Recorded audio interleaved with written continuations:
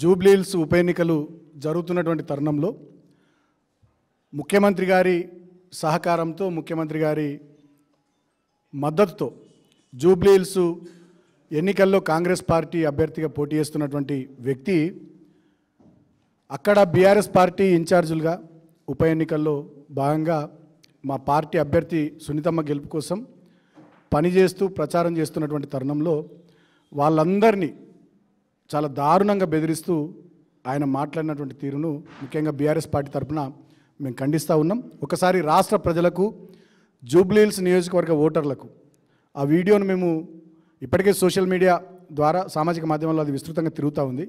మరొక్కసారి చూపించదలుచుకున్నాం.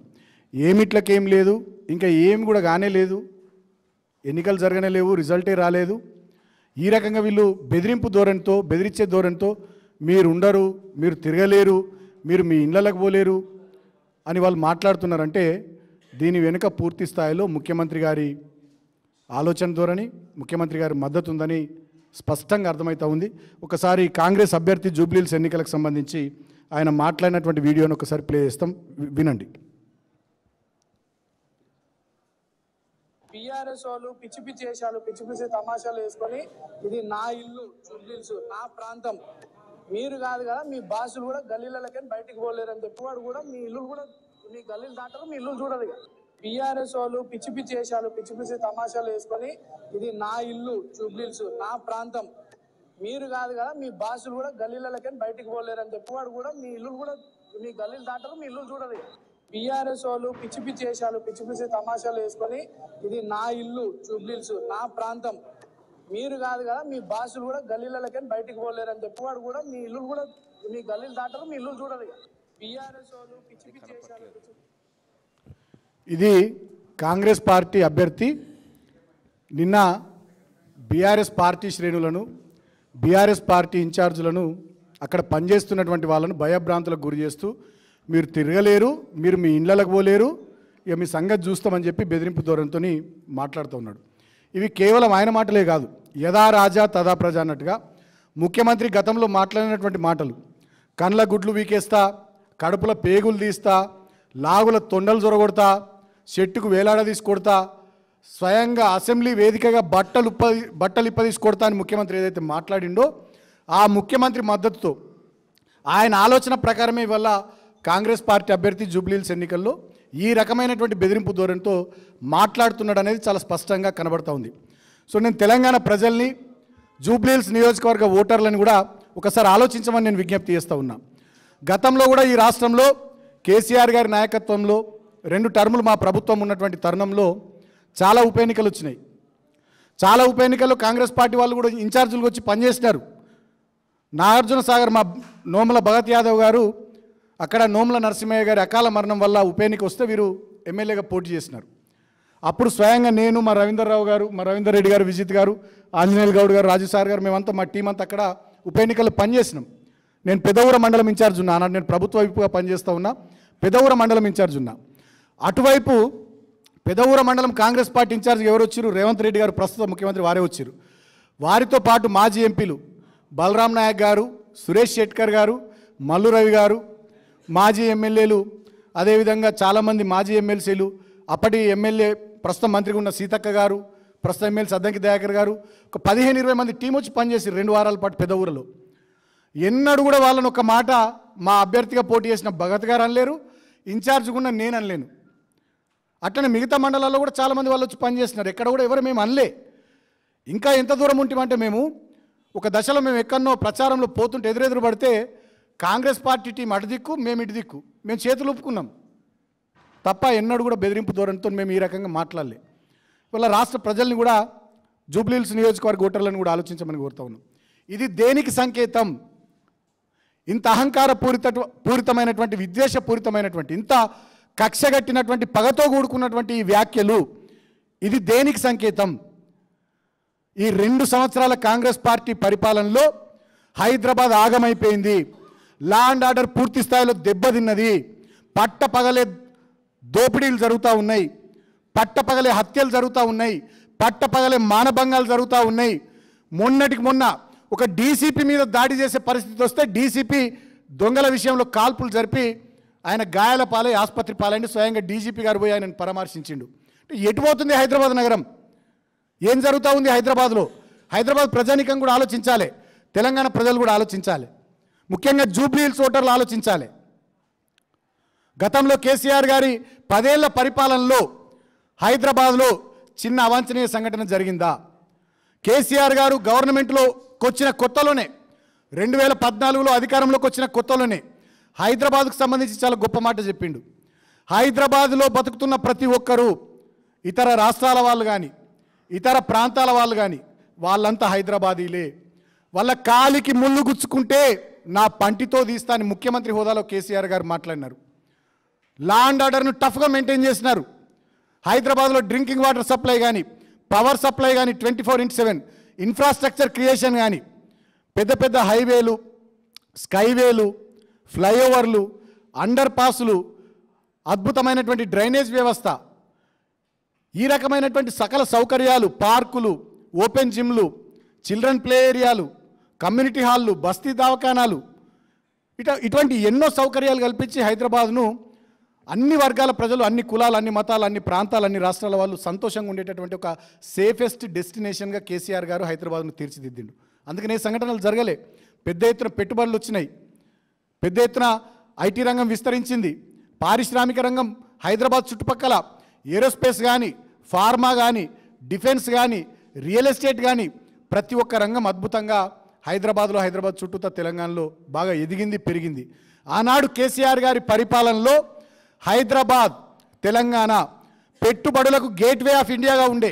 ఇవాళ రేవంత్ రెడ్డి ముఖ్యమంత్రి అయిన తర్వాత ఈ ఇందిరమ్మ రాజ్యంలో ఈ కాంగ్రెస్ పాలనలో హైదరాబాద్ నగరం ఇవాళ గన్ కల్చర్కి అడ్డాగా ఒక మాఫియా డెన్గా తయారైపోయింది. అది ఎంత దూరం పోయిందంటే చివరికి ఎన్నికల్లో పోటీ చేస్తున్న కాంగ్రెస్ పార్టీ అభ్యర్థి కూడా ప్రత్యర్థి పార్టీల ఎమ్మెల్యేలను, మాజీ ఎమ్మెల్యేలను, ఎంపీలను, మాజీ ఎంపీలను అందరినీ మీరు మీ ఇళ్లలోకి పోలేరు, మీరు బతకలేరు, మీరు తిరగలేరు అనే బెదిరించే స్థాయికి ఇవాళ ఆ కల్చర్ ఎదిగింది. అంటే హైదరాబాద్ ఎటు పోతుంది, రాష్ట్రం ఎటు పోతుందో రాష్ట్ర ప్రజలు, హైదరాబాద్ ప్రజలు కూడా ఆలోచించాలి. ఇవాళ జూబ్లీ హిల్స్ అనేది అదొక సంగమం లాంటి నియోజకవర్గం. అక్కడ ఐటీ వర్గాల వాళ్ళు ఉన్నారు, సినిమా రంగానికి సంబంధించినటువంటి వాళ్ళు ఉన్నారు, కార్మికులు ఉన్నారు, అసంఘటిత రంగానికి సంబంధించినటువంటి కార్మికులు ఉన్నారు, మిడిల్ క్లాస్ సొసైటీ ఉంది, చాలా బస్తీలు ఉన్నాయి. ఎర్రగడ్డ కానీ, బోరబండ కానీ, రేహమత్ నగర్, యూసుఫ్గూడ, షేక్పేట, అదేవిధంగా సోమాజిగూడ, వెంకటరావు నగర్ చాలా బస్తీలు ఉన్నాయి. పేద దళితులు, గిరిజనులు, బడుగు బలహీన మైనారిటీ వర్గాల వాళ్ళు చాలామంది ఉన్నారు. పుట్టబోసుకొని బతికేటోళ్ళు ఉన్నారు. అదేవిధంగా కొన్ని ఏరియాలో కొంతమంది శ్రీమంతులు ఉన్నారు, ఇతర రాష్ట్రాల నుంచి వచ్చి, ఇతర ప్రాంతాల నుంచి వచ్చి స్థిరపడ్డటువంటి వాళ్ళు ఉన్నారు. సో అటువంటి నియోజకవర్గానికి జరుగుతున్నటువంటి ఎన్నికల్లో కాంగ్రెస్ పార్టీ తరఫున పోటీ చేస్తున్నటువంటి అభ్యర్థి ప్రవర్తన ఎట్లుందో ఒకసారి మీరు ఆలోచించమని కోరుతా ఉన్నా.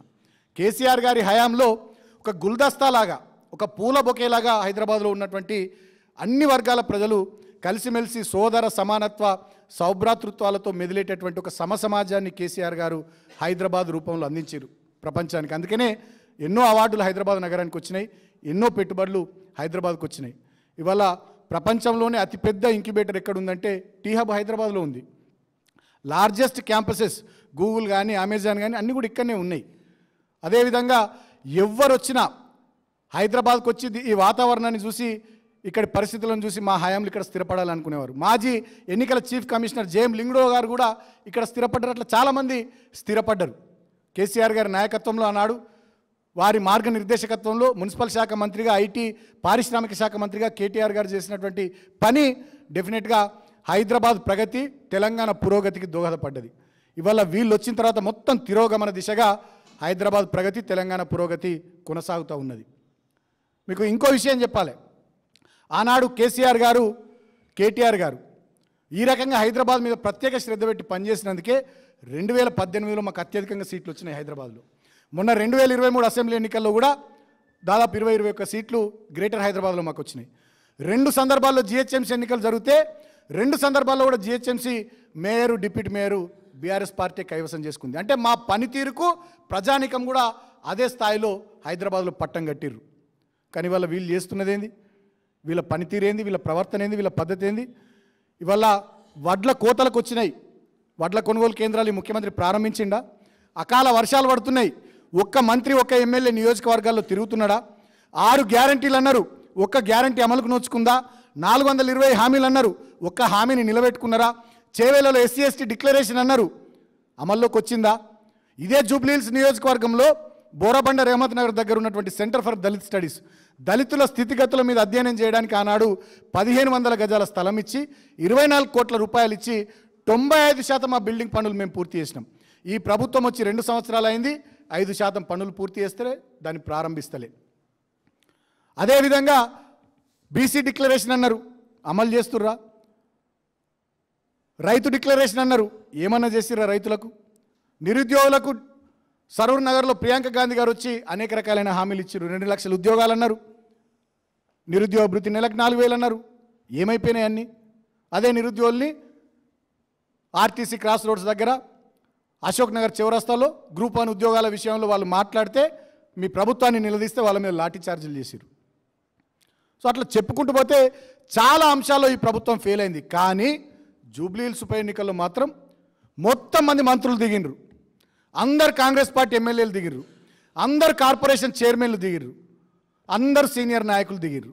ఇక ఈ రాష్ట్రంలో వేరే పనే లేదన్నట్టుగా ముఖ్యమంత్రితో సహా మొత్తం కౌరవ దండు ఒక భర్తను కోల్పోయిన ఆడబిడ్డ మీద ఇవాళ ఆమెను ఎట్లయినా ఓడగొట్టాలనేటటువంటి ఒక కక్షతోని ఇవాళ అక్కడ దిగి మొత్తం పరిపాలన యంత్రాంగం అంతా అటకెక్కించి పాలనను గాలికి వదిలేసి పోలీసులు, నోటీసులు, కేసులు, సూట్ కేసులు, వీళ్ళందరి ప్రచార పట్టటోపాల మధ్య ఇవాళ జూబ్లీహిల్స్ను రణరంగంగా మార్చేసిర్రు.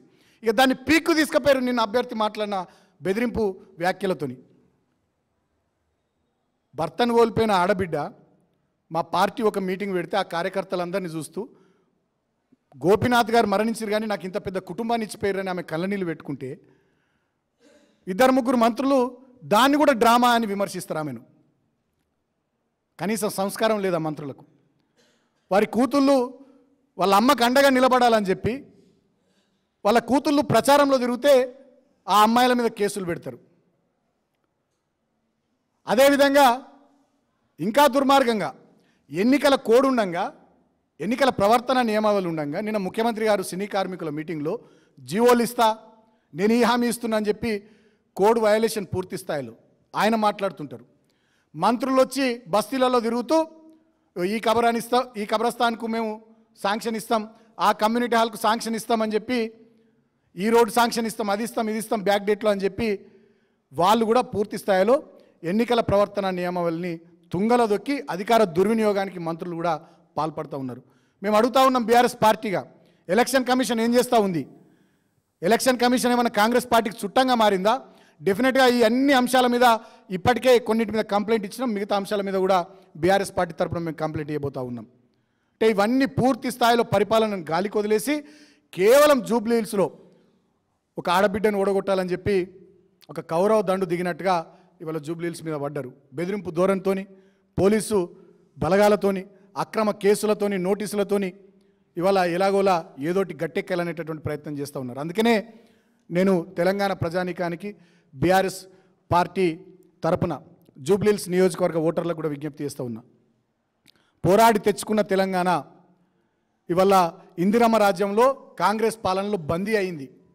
స్వేచ్ఛ లేదు, సమానత్వం లేదు, వాక్ స్వాతంత్రం లేదు.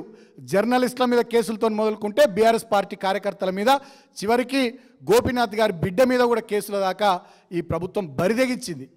ఇటువంటి ఈ ప్రభుత్వం 420 హామీలని, డిక్లరేషన్లని, 6 గ్యారంటీలని, చివరికి ఇంత దుర్మార్గంగా ఒక రాక్షస పాలన నడిపిస్తున్నటువంటి ఈ కాంగ్రెస్ ప్రభుత్వానికి తగిన రీతిలో చెంపపెట్టు లాంటి తీర్పిచ్చే అద్భుతమైనటువంటి సందర్భం ఈ జూబ్లీహిల్స్ ఉప ఎన్నిక. కాబట్టి జూబ్లీహిల్స్ నియోజకవర్గ ఓటర్లే కాదు, యావత్ తెలంగాణ సమాజం మేలుకోవాలి. నవంబర్ 11వ తారీఖు నాడు జరిగే ఎన్నిక ఇది కేవలం జూబ్లీహిల్స్ ఓటర్లకు సంబంధించిన ఎన్నికనే కాదు. మా రైతన్నకు కాని 2 లక్షల రుణమాఫీ మీరు బదలా తీర్చుకోవాలి. ఈ ఎన్నికల్లో జూబ్లీహిల్స్లో ఉన్న ఓటర్లకు మీరు మాట్లాడాలి, అవసరమైతే వచ్చి కలవాలి. మమ్మల్ని మోసం చేసింది ఈ ప్రభుత్వం, ఈ ప్రభుత్వానికి వ్యతిరేకంగా మీరు ఓటేయమని చెప్పాలి. రైతు భరోసా పేరిట 15,000 ఇస్తామన్నటువంటి ఈ ప్రభుత్వానికి రైతన్నలు బుద్ధి చెప్పాలి. ఈ జూబ్లీహిల్స్ ఎన్నికల్లో మీరు ఎక్కడ ఉన్న వాళ్ళైనా, మీ బంధువులున్నా, మీకు తెలిసిన వాళ్ళున్నా, దయచేసి మీరు ఇక్కడ వాళ్ళతో మీ విషయాలను పంచుకోవాలి. అదేవిధంగా పెన్షన్లు ఇస్తామన్నారు, కళ్యాణ లక్ష్మి, తులం బంగారం అన్నారు. అనేక రకాలైనటువంటి హామీలు ఇచ్చి మహిళా వర్గాలను కూడా మోసం చేసినందుకు మహిళలు కూడా ఈ జూబ్లీహిల్స్ ఎన్నికల్లో కాంగ్రెస్ పార్టీకి బుద్ధి చెప్పాల్సిందిగా నేను విజ్ఞప్తి చేస్తూ ఉన్నా. మా నిరుద్యోగ యువతను కూడా మేము కోరుతా ఉన్నాం. 2 లక్షల ఉద్యోగాలు, 4,000 నిరుద్యోగ భృతి అని చెప్పి మిమ్మల్ని మోసం చేసిన ఈ కాంగ్రెస్ పార్టీ కూడా అద్భుతమైనటువంటి బుద్ధి చెప్పే సందర్భం వచ్చింది. మీరు కూడా అందరూ జూబ్లీహిల్స్ మీద దృష్టి పెట్టాల్సిందిగా నేను కోరుతా ఉన్నాను. ఇదేదో జూబ్లీహిల్స్ ఉప ఎన్నిక అనగానే ఇదేదో జూబ్లీహిల్స్ ఓటర్లకు సంబంధించిన అంశం కాదు.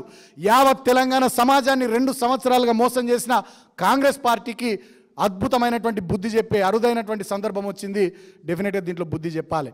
బుద్ధి చెప్పి మళ్ళీ కేసీఆరే రావాలి, కేసీఆర్ నాయకత్వమే తెలంగాణకు కావాలనేటటువంటి సందేశాన్ని ప్రపంచానికి ఇచ్చే విధంగా దీన్ని ఒక సద్వినియోగమైనటువంటి అంశంగా మలుచుకోవాలని అన్ని వర్గాలను ఎవరైతే మోసం చేసిందో ఈ కాంగ్రెస్ పార్టీ, ఆ వర్గాల వాళ్ళందరూ కూడా జూబ్లీహిల్స్ ఉప ఎన్నికల్లో మీ సత్తా, మీ ప్రతాపం చూపెట్టాల్సిందిగా నేను కోరుతా ఉన్నా.